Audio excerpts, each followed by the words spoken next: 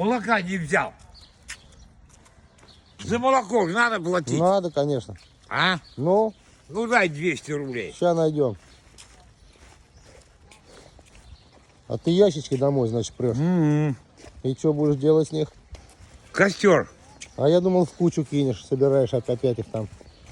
Не. Порядок дома навожу. Надо в ящики все выкидывать, Владимир Иванович. А ты их домой прешь. А? Во, видишь? Ну нахуя они тебе нужны, скажи мне. Надо. Да не надо, надо выкидывать. Все выкидывают, а ты собираешь. А? Что-то непорядок какой-то. Зачем ты хлам прешь домой?